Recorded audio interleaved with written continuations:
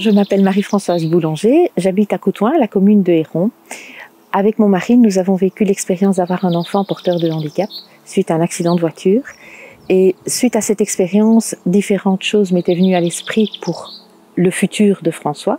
Et nous avons créé l'ASBL au fil de l'eau pour créer un centre de vie et de convivialité. Centre de vie, ça veut dire que la vie est primordiale, on y vit. Donc on y vit que ce soit à la piscine, à la crèche, les personnes âgées, et il y a une vie qui se développe entre les différentes infrastructures. Ça permet aux personnes âgées de rester acteurs, aussi bien de leur vie, mais acteurs aussi avec les enfants de la crèche. J'ai décidé d'habiter ici, dans un habitat groupé, pour rompre la solitude.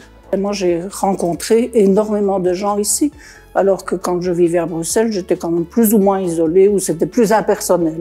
Tandis qu'ici, j'ai vraiment trouvé vraiment une grande convivialité entre les personnes qui s'occupent du projet et même dans le village.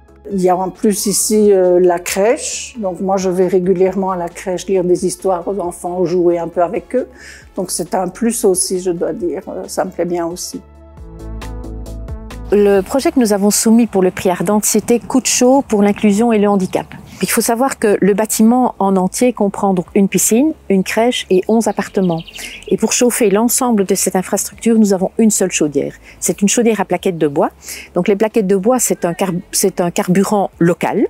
C'est un carburant qui n'a pratiquement pas de transformation, donc c'est vraiment du circuit court. Mais début janvier, en fait, le tableau électronique a présenté une panne qui était importante et finalement nous avons opté pour faire un update de cette armoire électrique et conserver la chaudière.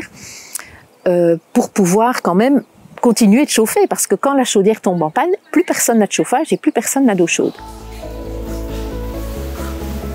Ce qu'on apprécie, c'est d'abord le calme ici, d'être vraiment juste le groupe de résidents. Ici, il y a le matériel, surtout ça, le matériel adapté. Regardez, là, on est venu avec quelqu'un qui est tétraplégique et il peut profiter de l'eau en toute sécurité avec un matériel adapté.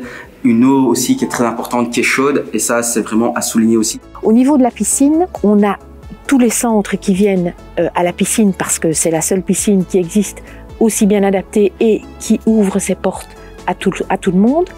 Mais au niveau des cours que nous organisons, nous souhaitons aussi vivre l'inclusion.